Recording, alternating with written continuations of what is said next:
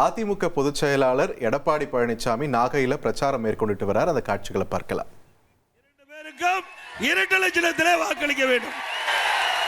நம்முடைய சின்னம் புரட்சி தலைவர் எம்ஜிஆர் சின்னம், அம்மாவின் சின்னம், ஏழையின் சின்னம், விவசாயியின் சின்னம், மீனவருடைய சின்னம், தொழிலாளியின் சின்னம், வெற்றி சின்னம். வாக்களிப்பீர் இரட்டலைக்கு. அதே போல இன்றைக்கு நம்முடைய தேசிய ஜனநாயக கூட்டணி அங்கம் வைக்கின்ற பாட்டாளி மக்கள் கட்சி மரியாதைக்குரிய மாநிலவை உறுப்பினர் முன்னாள் மத்திய அமைச்சர் அன்புமணி ராமதாஸ் அவருடைய ஆட்சி பெற்ற வேட்பாளர் கீழ்வேலூர் சட்டமன்ற தொகுதியில் அவர் போட்டியிடுகிறார். பாட்டாளி மக்கள் கட்சியின் சார்பாக வெற்றி வேட்பாளர் திரு எஸ் வடிவேல் ராவணன் அவர்களுக்கு மாம்பழ சின்னத்திலே வாக்களிக்க வேண்டும். என்ன சின்னம்? மாம்பழ சின்னத்திலே வாக்களிக்க வேண்டும். அனைத்து இந்திய அண்ணா திராவிட முன்னேற்ற கழக வேட்பாளருக்கு இரட்டை சின்னத்திலே வாக்களிக்க வேண்டும். நம்முடைய கூட்டணியில் அங்கம் வைக்கின்ற பாட்டாளி மக்கள் கட்சியுடைய வெற்றி வேட்பாளருக்கு மாம்பழ சின்னத்திலே வாக்களிக்க வேண்டும். 3 பேரையும் வெற்றி பெற செய்வீர்களா? அந்த 3 பேரும் உங்களுக்காக உழைக்க தயாராக இருக்கின்றார்கள். நம்முடைய வேட்பாளர்கள் எளிமையானவர்கள், கூப்பிட்ட குரலுக்கு ஓடோடி வந்து உதவி செய்யக்கூடிய நற்பண்பு கொண்ட 3 வெற்றி வேட்பாளர்களையும் பல்லாயிரக்கணக்கான வாக்கு வித்தியாசத்திலே வெற்றி பெற செய்ய வேண்டுமாய் அனைவருடைய பாதம் தொட்டு வணங்கி விடைபெறுகிறேன், கேட்டுக்கொள்கிறேன். இன்றைய தினம் திரு புதுக்கோட்டையில் பிராலி மலையில் நினைக்கிறேன் திரு ஸ்டாலின் நிறைய கருத்துக்களை சொன்னார். அது நாட்டு மக்களுக்கு சொல்லல, என்னை பத்தியா பேசிட்டு போயிட்டார். அவரு தமிழ்நாட்டு முதலமைச்சர் அவர் பார்க்கல. எடப்பாடி பழனிசாமி எந்தெந்த விதத்தில் அவதூறா பேசணுமோ அதையெல்லாம் பேசிவிட்டு சென்ற முதலமைச்சர் தான் இன்றைய முதலமைச்சர் ஸ்டாலின் அவர்கள். நீங்க ஓட்டு போட்டு எதுக்கு தேர்ந்தெடுத்தாங்க? அவரை முதலமைச்சரானது நாட்டு மக்களுக்கு நன்மை செய்யறதுக்கு தானே. என்ன அவதூறா பேசுறதுக்காக நீங்க தேர்ந்தெடுத்தீங்க. ஆனா நம்ம கட்சி பத்தி பேசுவதற்கு ஒன்றும் இல்லை. நம்முடைய அரசாங்கத்தை பத்தி பேசுவதற்கு எந்தவித முகாந்தரம் இல்லை. அதனால என்னை பற்றி தொடர்ந்து 5 ஆண்டு காலம் விமர்சனம் செஞ்சார் ஆட்சியில் இருக்கும்போது. இப்போ தேர்தல் வந்தாச்சு, இப்ப தேர்தல் பரப்புரை ஆரம்பிச்சு தொடர்ந்து என்னை பற்றி தான் விமர்சனம் செய்கிறார். நம்முடைய கட்சி பிஜேபிக்கு அடிமையா? அப்படியா இருக்குது? திரு ஸ்டாலின் அவர்களே, எங்க கட்சி தொண்டன் கூட யாருக்கு அடிமை கிடையாது, தொண்டன் கூட அடிமை கிடையாது. அதுல ஒரு திரைப்படம் வின்னர்னு ஒரு திரைப்படம் நீங்க பார்த்திருப்பீங்கன்னு நினைக்கிறேன். வடிவேல் அவர்கள் நடித்த படம் வின்னர். அந்த படத்துல ஒரு நகைச்சுவை காட்சி வரும். அதுல கட்டத்துறை தெரியுங்களா? அவரை அது நான் இதுல பேசினா நல்லா இருக்காது, ஏன்னா அவர் முதலமைச்சராக இருக்காரு. அதை பத்தி அதுக்கு மேல இருக்கிற வார்த்தையெல்லாம் நீங்க பூர்த்தி செஞ்சீங்க.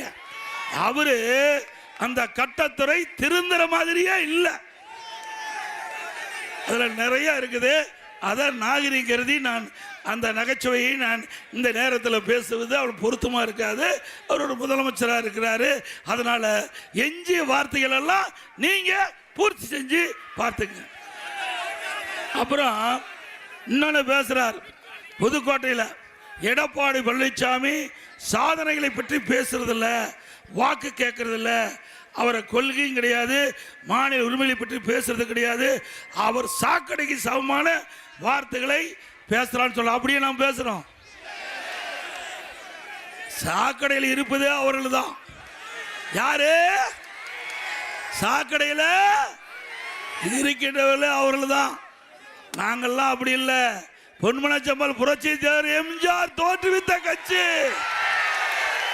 புனிதமான இயக்கம். தீய சக்தியை திமுகவை தமிழகத்தில் வேரோடு ஒழிக்க வேண்டும் என்பதற்காக தொடங்கப்பட்ட கட்சி. அதே போல இதே புரட்சி தலைவி அம்மா அவர்கள் தன் உடலில் இருக்கின்ற அந்த நோயை கூட பொருட்படுத்தாமல் மக்களை நேசித்து பொன்மனச்செம்மல் புரட்சி தலைவர் எம்ஜிஆர் விட்டு சென்ற பணி தொடர வேண்டும் என்பதற்காக இரவு பகல் பாராமல் உழைத்தார். இரண்டு தலைவரும் மக்களுக்காக உழைத்த தலைவர்கள். அப்படித்தானே? அவர்கள் ஏதாவது வாரிசு இருக்குதா? நாம் தான் வாரிசு. நம்முடைய மக்கள் தான் வாரிசா பார்த்தாங்க. பொன்மனச்செம்மல் புரட்சி தலைவர் எம்ஜிஆர் அவர்களும் இதயம் புரட்சி தலைவி அம்மாவும் நாட்டு மக்களை தன்னுடைய பிள்ளைகளாக தன்னுடைய வாரிசுகளாக பார்த்தார்கள். தன்னலம் இல்லாம நாட்டுக்கு எண்ணற்ற திட்டங்களை தந்த தலைவர்கள் நம்முடைய தலைவர்கள். உண்மைதானே? திரு கருணாநிதி அவர் குடும்பத்தால பார்த்தாரு, நாட்டு மக்களை பார்த்தாரா? தன் குடும்பத்தில் யாருக்கு கட்சியில பதவி கொடுக்கணும், தன் குடும்பத்தில் யார் ஆட்சி அதிகாரத்துக்கு வர வேணும், மாநிலத்திலும் சரி மத்தியிலும் சரி. திராவிட முன்னேற்ற கழகத்தை பொறுத்த வரைக்கும் வேற எவரும் அந்த கட்சியில உயர்ந்த பதவிக்கு வர முடியாது. முடியுமா? ஆட்சி அதிகாரத்தில் வர முடியுமா திமுகவில்? திரு கருணாநிதி குடும்பத்தை தவிர அந்த திராவிட முன்னேற்ற கழக கட்சியிலையும் உயர்ந்த பதவிக்கு வர முடியாது, ஆட்சி அதிகாரத்திலையும் வர முடியாது. அண்ணா திமுக அப்படி அல்ல. சாதாரண தொண்டன், இங்கே இருக்கின்ற தொண்டன் இங்கே வந்து பேச முடியும். உண்மைதானே? இல்லைன்னா நான் வந்து இங்க பேச முடியுமா? நம்ம எல்லாம் விடுவாங்களா? நாமளா விவசாய குடும்பத்தில் பிறந்தவங்க.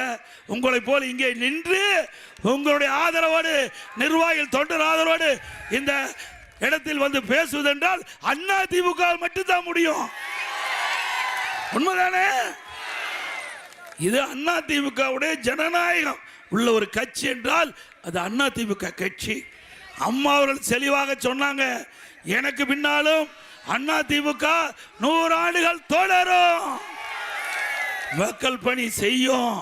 அப்படி அண்ணா திமுக தலைவர் இல்லாவிட்டாலும் நம்முடைய தொண்டர்கள் ஒன்றாக இணைந்து அனைத்து இந்திய அண்ணா திராவிட முன்னேற்ற கழகம் என்ற குடும்பம் வலிமையாக தமிழகத்திலே இருக்குது. இது இவர்களால பொறுக்க முடியல. திரு கருணாநிதி என்னன்னாரு, புரட்சி தலைவர் எம்ஜிஆர் மறைஞ்ச பிறகு இந்த கட்சி காணாம போயிரும், உடைஞ்சு போயிரும் பார்த்தார். முடியல. அம்மா வந்துட்டாங்க.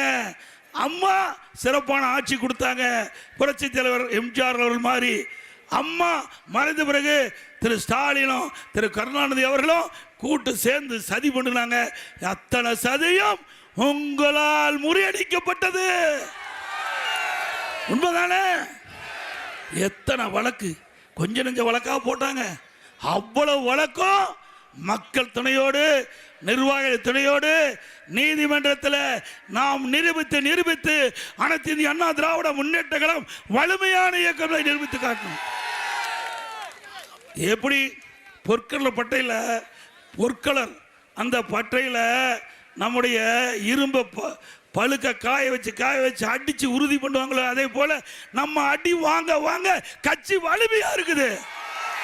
ஒவ்வொரு முறையும் நீங்கள் செய்கின்ற தவறால் அண்ணா திமுக பலம் பலத்தோடு இன்றைக்கு சந்திக்குது.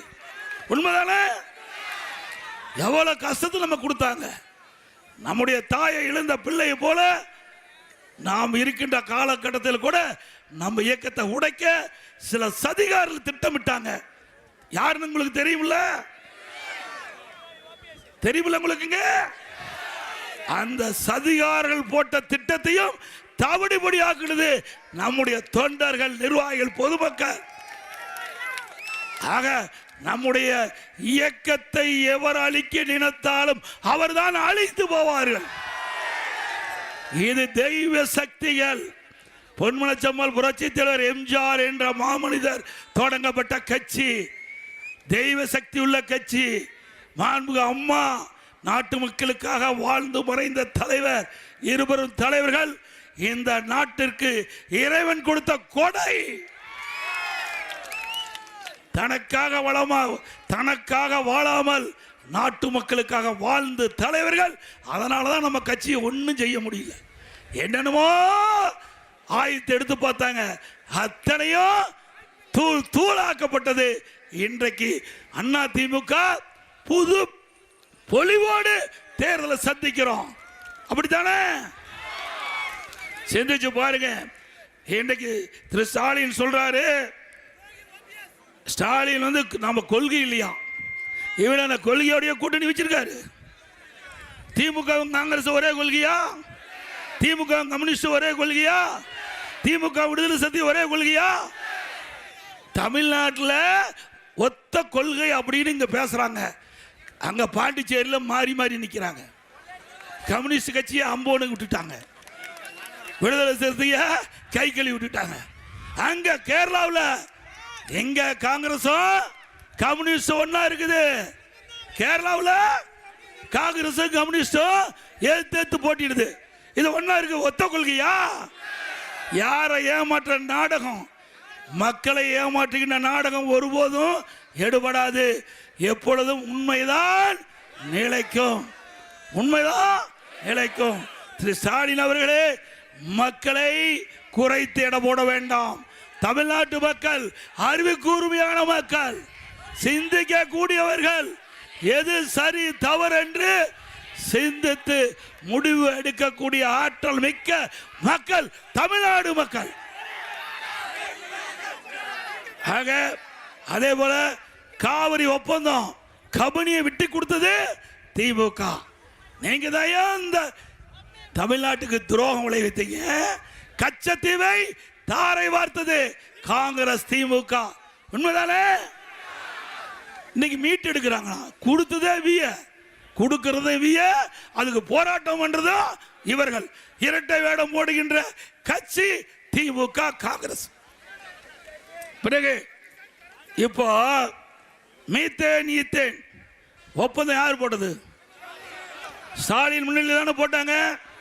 இந்த டெல்டா மாவட்டத்தில் இருக்கின்ற விளைநிலங்கள், பொன் விளைகின்ற பூமி, நெற்களஞ்சியம், உங்களுடைய வாழ்வாதாரத்தை பறிக்கின்ற முயற்சியில் ஈடுபட்ட முதலமைச்சர், இன்றைய முதலமைச்சர் ஸ்டாலின் அவர்கள் போட்டாங்களா இல்லையா புரிஞ்சுற ஒப்பந்தம்?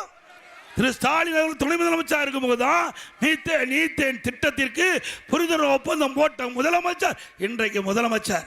உங்களுடைய நிலகரத்தை, உங்களுடைய விளைநிலத்தை அபகரிக்க முயற்சி செய்து முதலமைச்சர் இன்றைய முதலமைச்சர். சிந்திச்சு பாருங்க. ஆனா இனி செல்லும் இடமெல்லாம் செய்தி. தந்தி டிவியின் வாட்ஸ்அப் சேனலை ஃபாலோ பண்ணினா செல்ல இருக்கும் இடமெல்லாம் செய்தி. இதோ QR கோட், இப்பவே ஸ்கேன் பண்ணுங்க, ஃபாலோ பண்ணுங்க.